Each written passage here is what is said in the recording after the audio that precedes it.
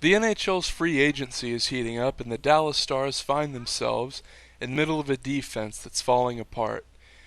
And by falling apart, I mean almost half of it is completely leaving. Now, whether you think that's a good or a bad thing is up to interpretation, because the Stars had a problem last year, and it was their goaltending and defense. The offense was exceptional all year.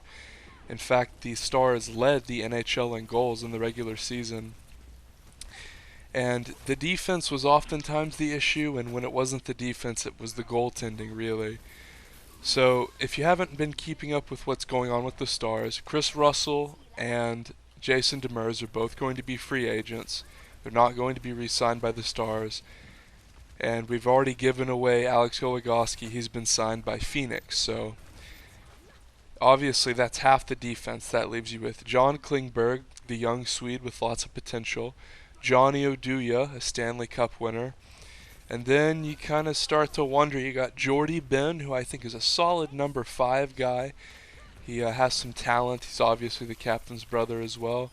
And then you kind of have to start bringing up young names like Alexiak is up there and Nemeth is up there. I think both of those guys have talent, but are they NHL ready for a team that went to the round of 8 this year Winston behind us. and quite frankly expects to go even further into the playoffs next season?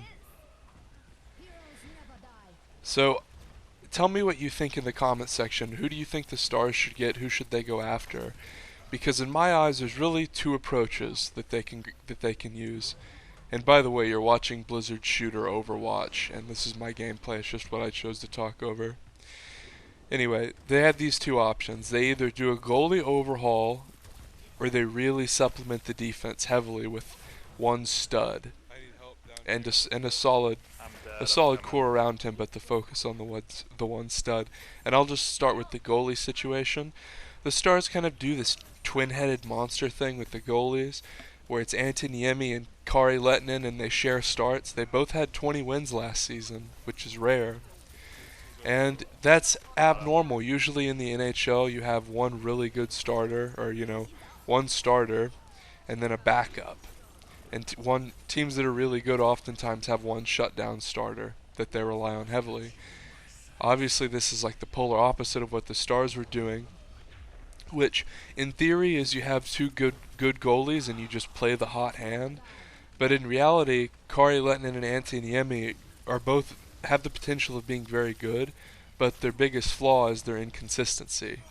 So one player would have such a terrible game. For instance, Kari Lehtinen often would come in and let in 3 goals during the first period if he was having one of his bad games. Now that meant that Niemi would come out in the second period usually and try to clean things up. Well, if you go down 3 goals in the first period, it's very hard to come back. And on top of that, if Niemi didn't have a good game, particularly if we were playing a very good offense that day, the games would just turn into absolute train wrecks, where the other team would just score so many points and the Stars would get blown out. That's always a threat when the Achilles heel of both of your goalies is inconsistency.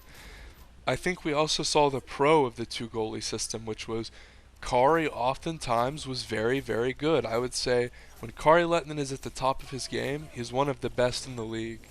And really his only flaw, other than his inconsistency, is the occasional soft goal. But when it comes to going toe-to-toe and dueling other goalies when he's at the top of his game, I think Kari Lehtinen's one of the best. And Antoniemi is a very serviceable, strong goalie when you consider he had such a good offense. And I think together they showed that they could win a lot of games behind the best offense in the league, but when it really came down to it in playoff crunch time, they weren't really able to handle it, especially with the defense. Let me talk about option number 2 at the end of this video here. Option number 2 is you go out and you get one stud high-level defenseman, ideally to pair up with Klingberg, and then you have one elite line, and then you let your lower lines kind of out of the bottom 4 defensemen, you can kind of use that as a coalition with your new players to form one solid bottom line. And then I know sometimes usually with the Stars, they just plug in a 5th guy wherever it needs to be, and a lot of times that's Jordy. That's another great thing. Jordy at one point was kind of a punchline, but he's kind of transformed into this solid, serviceable defenseman that gets the job done.